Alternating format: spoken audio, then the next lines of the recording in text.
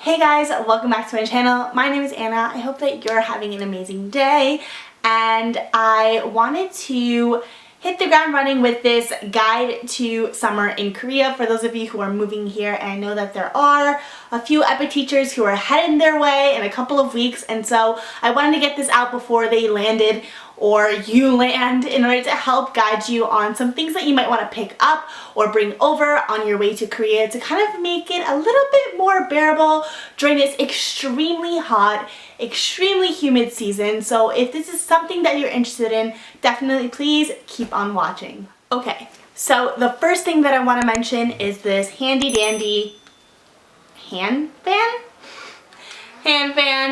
And you can pick it up anywhere that carries kind of lifestyle items such as Butter or Daiso here in Korea. I wouldn't say any convenience stores carry them that I know, but any kind of smaller lifestyle store will definitely have these in stock. Any type of department store will definitely have them somewhere, and the typical price range for these are anywhere from 5,000 to 10,000 won.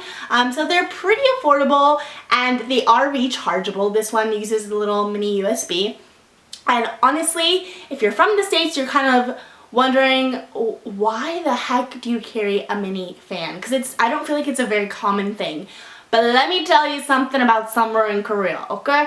It is extremely humid, and just like, it's like, you know that meme of like Mario where it's like, you know the adventure in Mario where the sun's trying to kill you? That's today. Yeah, that's Korea all of summer. And actually this summer has been extremely mild in comparison to prior summers I've heard, but honestly we are now in the middle of it and I am feeling the heat. So if you are waiting in line anywhere outside, waiting for a bus stop, anything like that, this fan will come in handy, and you'll see hundreds and thousands of people with them, so you won't look strange at all. I think some of them even spray water. I'm not going that deep, but to each their own. So definitely pick one of these up to help cool you down during this extremely hot and humid season.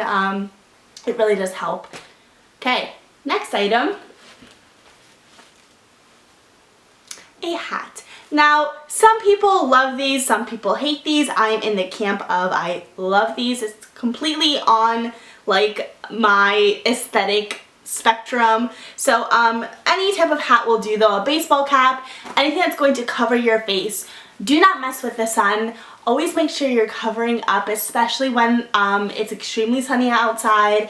But these hats are very much in style. I think also possibly just in general across like the fashion spectrum, these are pretty much in style. But especially in Korea, you're gonna find hats like these, like this, everywhere, and they vary from like a larger brim to like a beach hat to a visor. We call those the ajumma visors.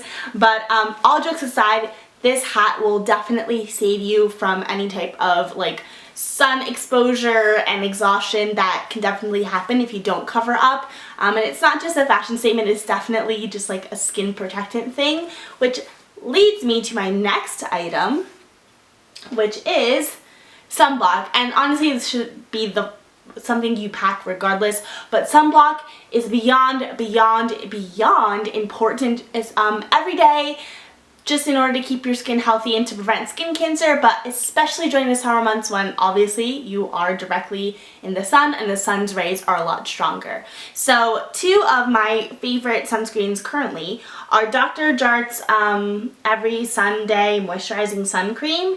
And it is SPF 50 plus with PA++++. Honest, I don't know what PA++++ is, but I really enjoy the consistency of this, and it's obviously quite strong. And I believe it is, what is the word, coral reef friendly. Even though I don't go to the beach, it's still important. The next one that I have is Perfect UV Gel from Senka. And I really love the consistency of this. It is extremely kind of watery and jelly-like, so I like it on the extremely hot days because this one's a little bit thick. So if it's extremely hot out, it just, you can kind of feel it. But this one sinks right in and it's extremely thin. I'm guessing that's what well, on the packaging it said something about water jelly, so I was confused by that, but I get it once you see the consistency. It's very watery. So sunblock, please remember, if you are particular to a certain brand, pack it, because it may not be carried here. They do have some of them, like more conventional brands like Neutrogena, but I don't know if they have, you know, your brand. So if you're picky on sunscreen and you have one that you love and care for, definitely bring that. These have not broken me out, so that's also something to keep in mind. The next thing I'm going to say to pack. This is clear, so you can't really say it. It's an umbrella. If you are coming anytime between, I believe, the middle of July towards the end of July, so basically last week and this week, we are in the middle of rainy season, and obviously if you come after, you'll be in the clear. But rainy season is also no joke. Recently a typhoon passed over, and where I was staying in Daegu with my friends, it was pretty alright, but down in Busan, which is the coastal part of Korea, it definitely downpoured immensely. So just keep that in mind if you're packing and this is like in the future and you're coming during rainy season. Maybe don't take it lightly, and actually maybe pack some things that you feel okay getting wet in. You can pick up these umbrellas specifically. They're typically you can find them at any convenience store, and I think they're anywhere from 1,000 to 2,000 won, and they're pretty alright. I would say not necessarily the strongest, but you know, if you're caught in a rainstorm, definitely those umbrellas are gonna save you. And you know, you can pick up umbrellas at any store. So I wouldn't necessarily say pack one unless you're like really tied to your umbrella, but just make sure that you do know where to pick them up. And like I said, convenience stores, Daiso, Butter, etc. So next thing kind of goes along with hat and apparel. Sunglasses. Your eyes are also something to protect. Eye protection is extremely important because UV rays can definitely start damaging your eyesight, and as someone who has a teeny tiny bit of astigmatism, I want to do everything I can to make sure that I'm preventing any type of accelerated eye vision loss. So definitely make sure you pick up or pack some sunglasses, because the sun, well, it's not necessarily as strong as maybe somewhere in the south. It definitely is pretty potent here in the summertime, so sunglasses are a must, not just a fashion statement. And the last thing that I would suggest you maybe pick up while you're here in Korea, and maybe you're here studying abroad, or you're here for a little bit of extra time where you plan on picnicking, which is kind of a thing I think people do, but here picnicking is like one of the top things you can do, especially in early summer to late summer. And summer here kind of goes on until mid-September, like the heat. So keep that in mind if you're coming a little bit later. Don't expect fall in September at all. But a picnic mat, which I don't know if you can actually see this. I just picked this up from Daiso actually, and it was only 3,000 won. And it came with a little bag to carry it in. Picnic mats are essentially how people picnic here. You'll see them everywhere. You can usually pick them up at picnic sites if you're going anywhere, like maybe in Seoul on the Han River. But in general, like if you're elsewhere and you're just randomly picnicking, people usually use these. They are kind of waterproof and stain resistant. So they're the perfect thing to have around if you are a big picnic person, which like I said is pretty popular here. Pick up one of these and you'll be all set for the summertime. Now, I want to touch upon clothing and apparel. If you are moving here long-ish term or here for the summer, you may have heard that covering your shoulders is something that like is pretty much like the modesty thing here. And I want to just throw it out there. Everyone's experience will be different. where in the spectrum you fall, such as if you're an Asian American or Asian Canadian or Asian passing at all, you may be seen differently than someone who is very clearly foreign, so keep that in mind. But I will say that in Seoul, at the very least, it's pretty common to find people walking around spaghetti straps and, you know, showing shoulders, basically. Even the off-the-shoulder tops are very popular. In Daejeon, where I live, I don't really see it that often, but I have seen, like, you know, what are they called? Crop tops being worn by girls here and no one really batting an eye.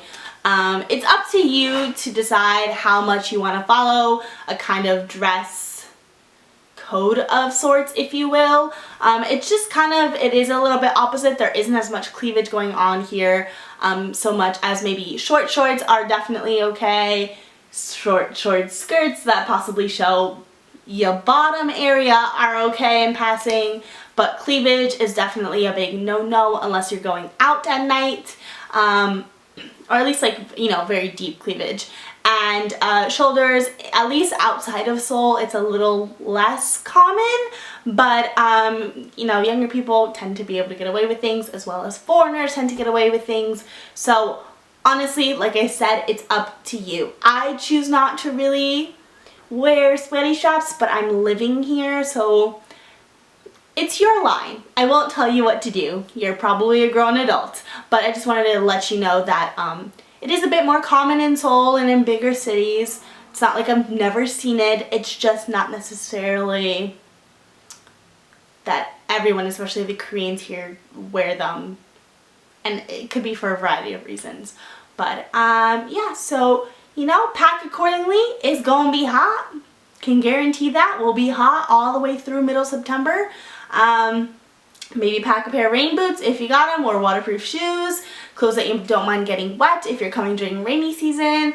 And just make sure that you pack for weather, and that's that. You know? If you're not following me on Instagram, definitely follow me there. I post pretty much daily content, if not on my actual feed, then on Instagram stories. So if you want to get daily visuals of Korea, then definitely follow me on there. And if you're not subscribed, I don't know why. You should. Please subscribe down below. It would mean the world to me. I post videos weekly, typically on Sunday. Sometimes I'll surprise you with a Wednesday video like this week, but typically on Sundays. And I post anything about fashion, lifestyle in general, leaning on motivational, to just life in Korea, because I'm here. So if that's something you're interested in, subscribe. And thank you so much for sticking through all the way to the end, and I will see you in my next one. Bye.